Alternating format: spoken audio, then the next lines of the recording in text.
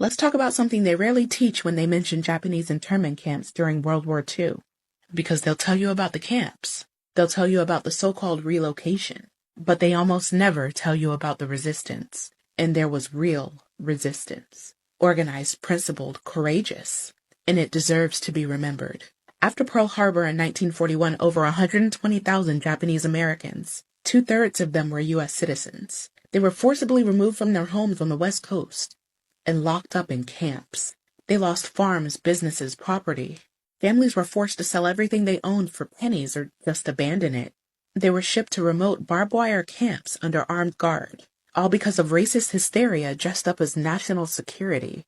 And the government wanted them quiet, obedient, grateful even for being protected. But not everyone went quietly. There were people who refused to just accept their fate.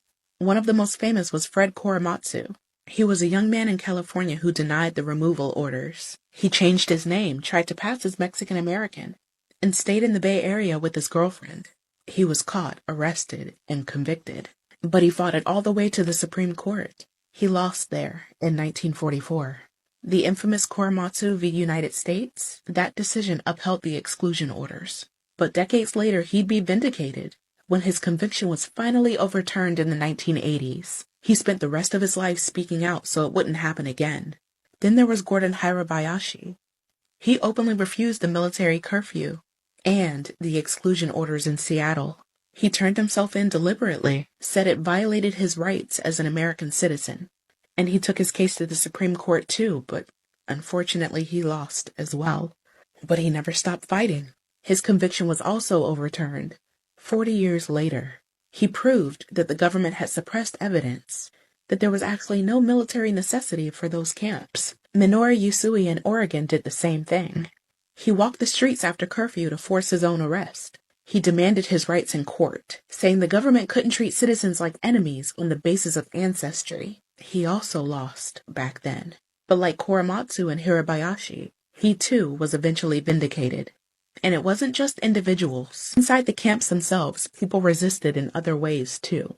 There were labor strikes over pay and food conditions. There was civil disobedience, when authorities tried to force them to sign loyalty oaths, demanding they renounce any allegiance to the Japanese emperor, something they never had in the first place. That loyalty questionnaire caused massive anger and confusion. Many refused to sign, rightfully so. Some answered no in protest, and were branded as disloyal and sent to a harsher camp.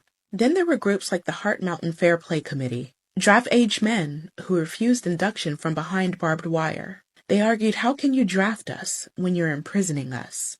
Why should we fight for a country that stripped us of citizenship rights? They were arrested and charged with draft evasion, convicted, branded traitors in the press.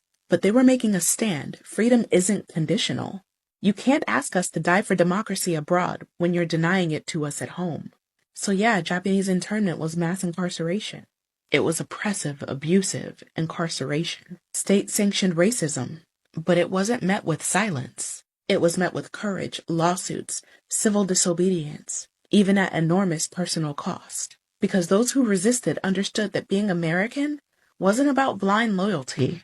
It was about demanding the rights that were promised to you, even when your country tried to deny them.